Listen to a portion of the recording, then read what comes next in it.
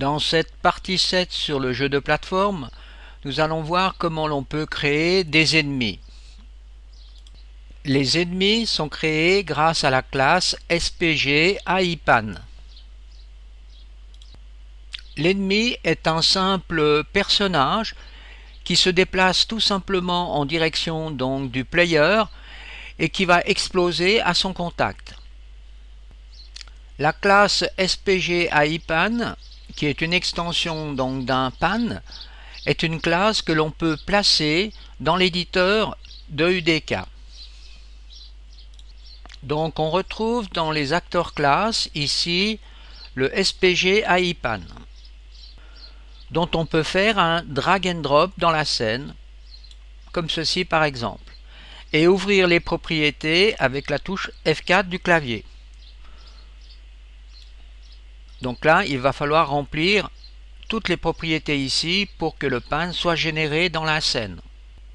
Avec cette fonction qui se trouve ici, on va générer à chaque frame la direction, la vélocité et la rotation donc de l'ennemi en direction du player. Et ici, vous voyez, on est en physique de marche. Donc l'ennemi est un simple personnage qui va se déplacer dans la direction du player. Alors ici, on calcule la rotation et la direction ainsi que la vélocité et l'accélération de l'ennemi. Avec cette fonction qui se trouve ici, on va calculer donc la mort donc de l'ennemi si celui-ci est touché donc par le player. Donc ici, on a ce qu'on appelle les ragdoll. Donc là, on fait intervenir donc la physique du personnage, comme on l'a vu précédemment dans les autres parties. Et là, on voit que ici, l'ennemi distribue d'une façon aléatoire des médicaments pour le player. Donc il laisse tomber des archétypes du type pick-up. À cet endroit, on a l'action de collision donc entre l'ennemi et le player.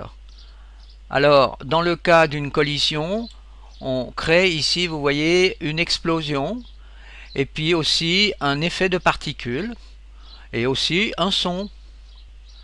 Dans les défauts propriétés de l'ennemi, on voit que la physique est sur falling, ça veut dire sur tomber. Ça veut dire que l'ennemi peut tomber depuis une certaine hauteur sur le sol avant de commencer sa marche. On définit aussi à cet endroit la vitesse de l'ennemi. Je commence par créer une expérience simple. Donc je prends l'actor class SPG AIPAN et j'en fais un drag and drop dans la scène. J'ouvre les propriétés avec la touche F4. Je choisis ici comme skeletal mesh donc le liam cathode. Donc on voit qu'il apparaît déjà dans la scène à cet endroit. Ensuite, il faut que j'aille chercher l'anime tree template. Donc ce sera celui-là. La physique asset, donc le ragdoll.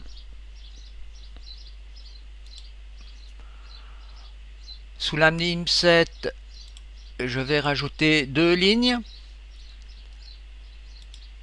Première ligne, je mets set anime set.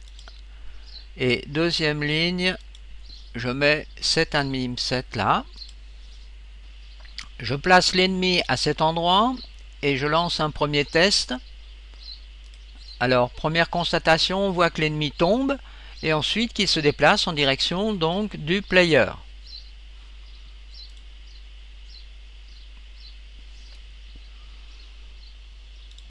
Dans les propriétés de l'ennemi, sous explosion party template, je choisis donc ce type d'explosion. Ensuite, je peux choisir ce son.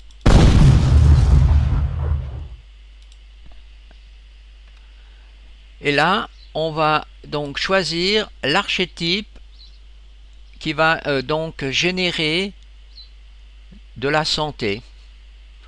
Ensuite ici je vais mettre explosion damage à 5. Et pour la distribution donc des kits de santé, on va mettre ici 0.3. Donc c'est la chance pour que de la santé soit donnée au player. J'effectue un nouveau test. J'ai changé la position de la caméra aussi. Voilà, donc la physique du ragdoll a bien été appliquée. Et si l'ennemi touche le player, il explose. Si maintenant je modifie donc dans la classe SPG AIPAN et dans Unreal X Editor la valeur de User Ground Speed à 50 au lieu de 150, ensuite je refais une compilation. Alors attention, lorsque vous compilez, il faut toujours que l'éditeur de UDK soit fermé. Donc ici, pas d'erreur. Alors maintenant on peut cliquer là-dessus pour ouvrir l'éditeur.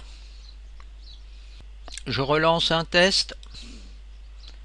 Et là vous voyez, je constate donc que l'ennemi va beaucoup moins vite.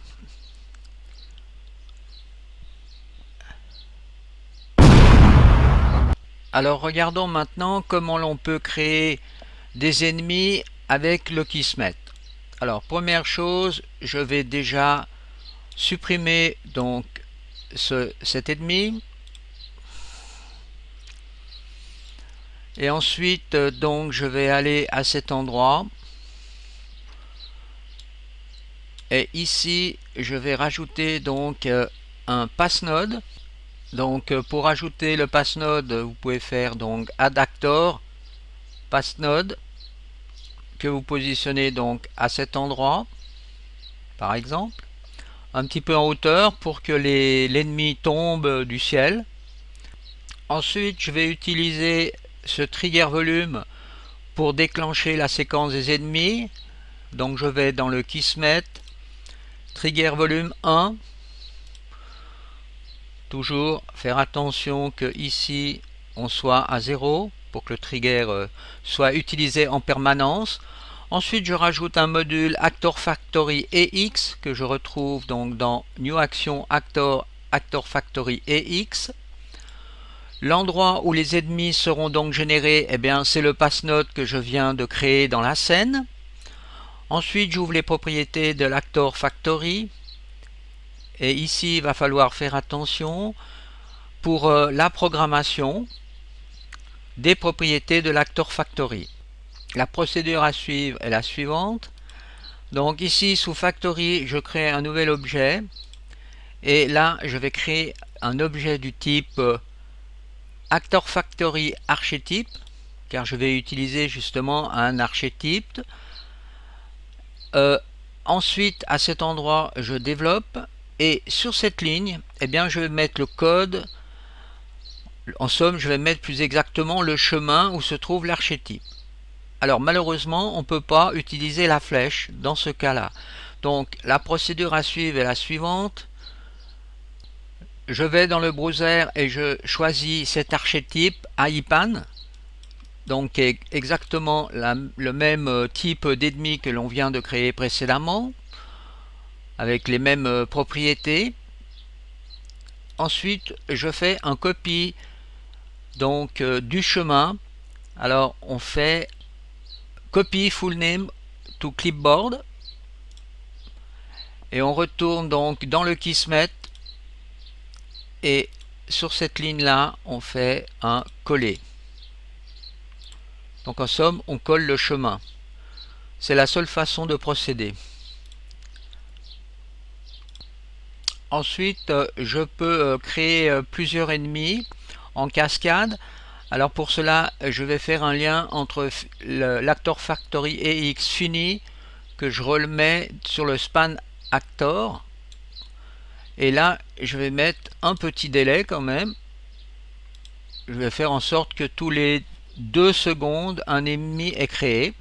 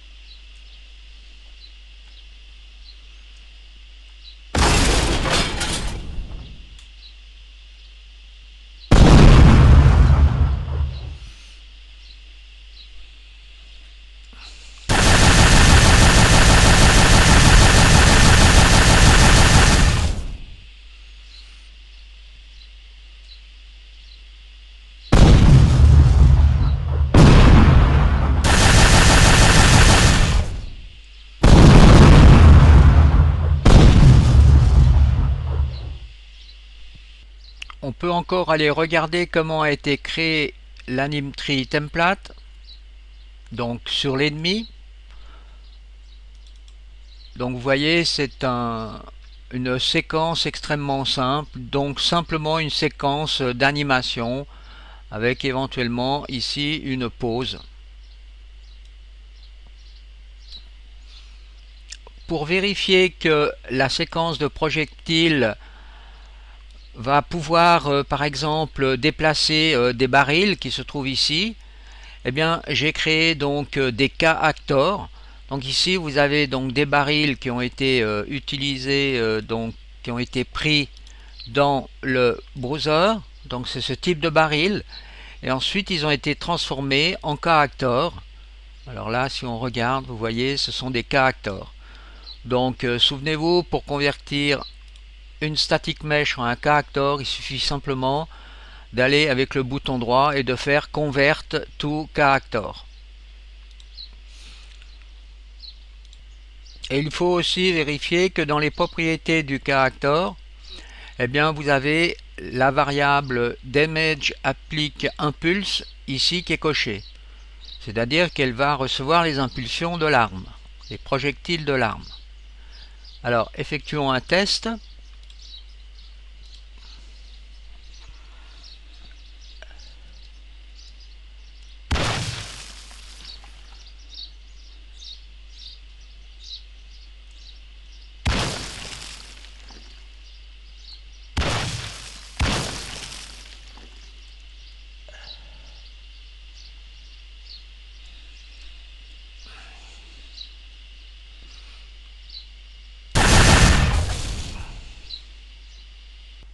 Donc nous venons de voir à peu près tout ce qui est essentiel donc, dans ce jeu de plateforme.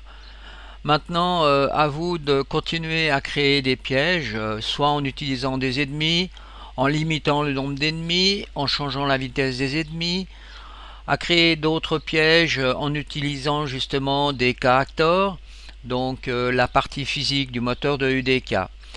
Et ensuite, bien sûr, en ayant des cibles à atteindre, en comptant le nombre de cibles et en créant un petit HUD pour votre jeu.